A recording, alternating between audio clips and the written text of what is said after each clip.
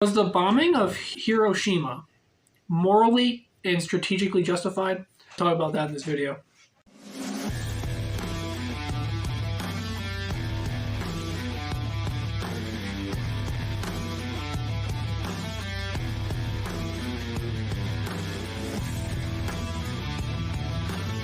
Welcome to Hokie Talks, everybody. I'm your host, Kenneth Glendon. Today, I just wanted to give my opinion on this controversy that's happened recently.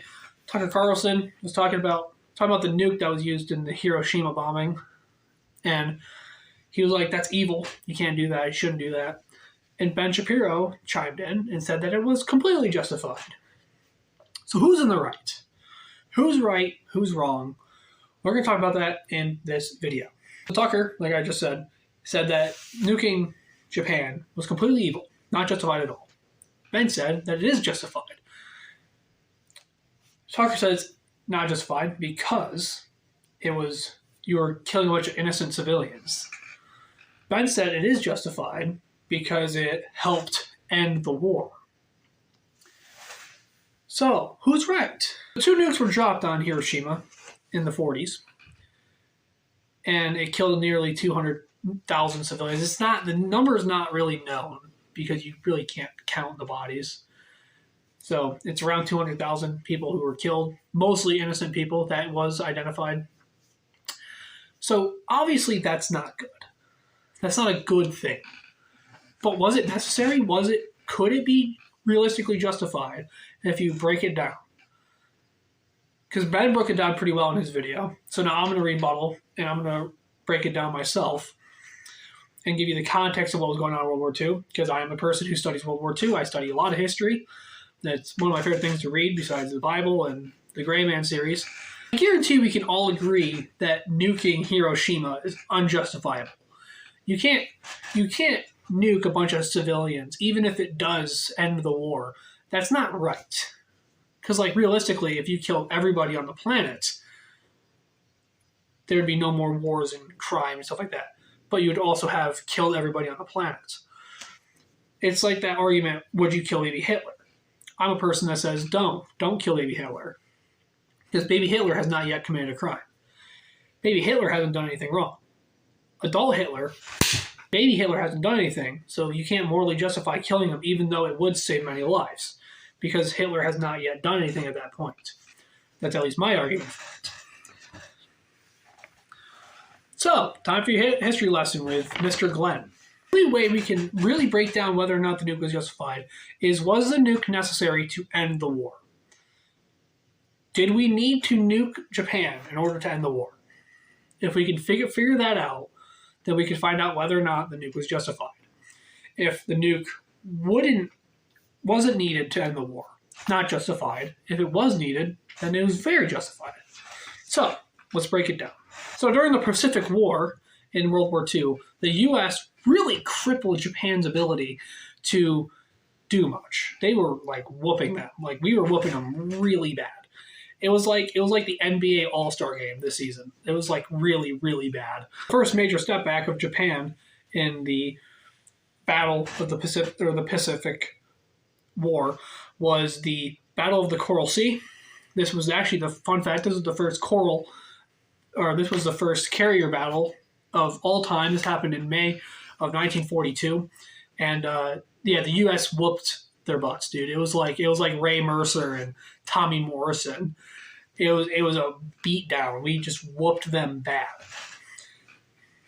And then we get the Battle of Midway, which is the most popular, one of the most famous Pacific War battles of all time. Everyone knows about it. There's movies about it. There's a lot of movies about it, actually. There's a song about it by Sabaton, which is awesome. Check it out. And this was probably the biggest turning point of the whole war, which is why it's such a famous thing that happened.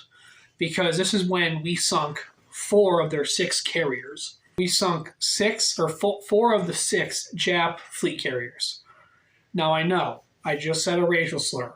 And I don't care, because people who like to kill babies, force fathers to rape their daughters, and kill pregnant women, I don't care. Quite honestly, don't care.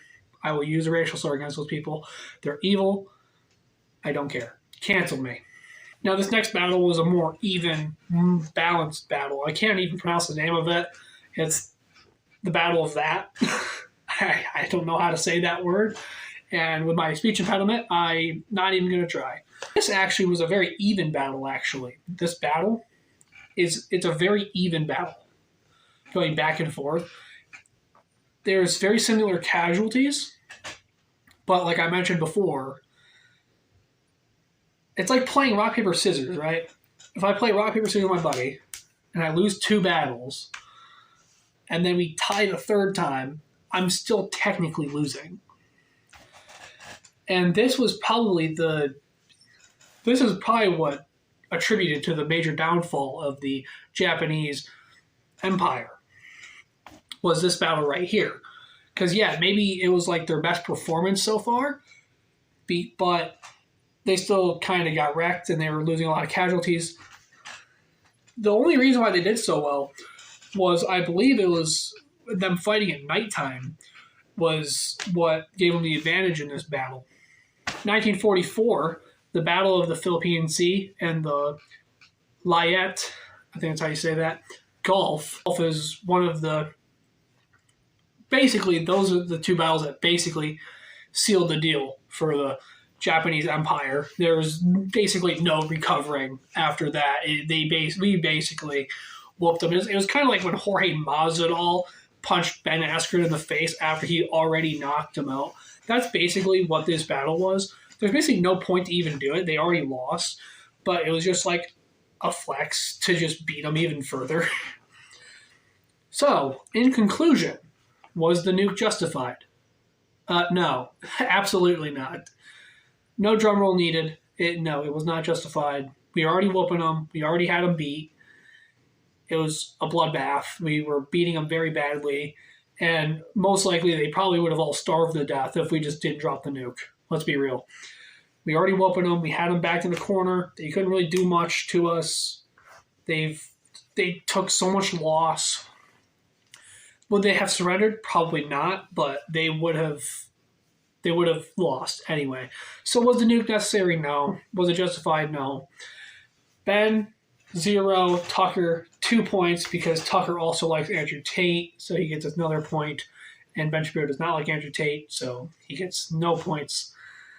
Anyways, that's it for my video today. Hope you have a video, guys. Please leave a comment, subscribe for more, and I will see you guys later. Peace.